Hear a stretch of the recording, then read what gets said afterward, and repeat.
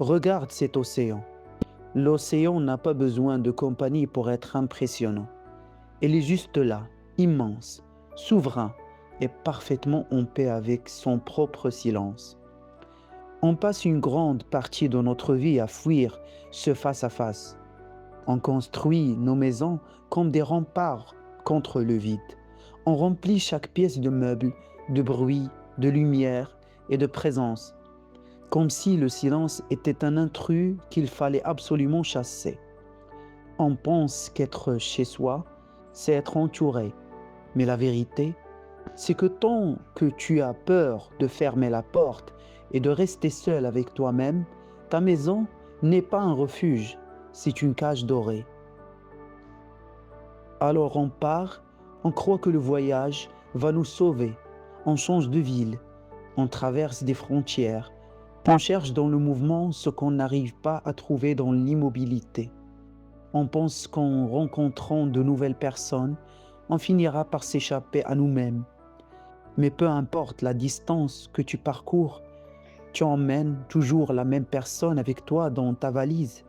Le voyage ne sert à rien si tu n'es pas capable d'être ton propre compagnon de route. C'est ici, devant la mer, que tout devient clair. Regarde l'eau. Quand elle est agitée par le vent et le tumulte, elle est opaque. Tu ne vois rien, mais quand le vent tombe et que la surface s'apaise, elle devient un miroir. La solitude, c'est exactement ça. C'est le moment où le vent tombe. C'est là que tu commences enfin à voir ce qu'il y a au fond. Tes désirs enfuis, tes peurs réelles et cette force que tu ignorais posséder. Dostoïevski disait que la solitude est une forge pour l'âme. Il ne parlait pas d'isolement triste, il parlait de cette capacité à se tenir debout, seul, sans béquille sociale, sans masque, sans avoir besoin du regard de l'autre pour se sentir exister.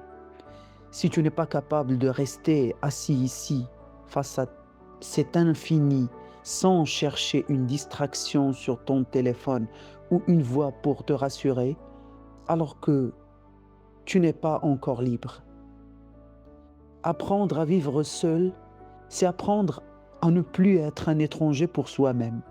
C'est transformer sa maison en un sanctuaire et son voyage en une véritable exploration. Et non plus en une fuite.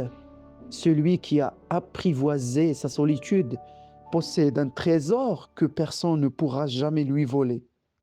Car sa paix ne dépend plus des circonstances, mais de sa propre présence.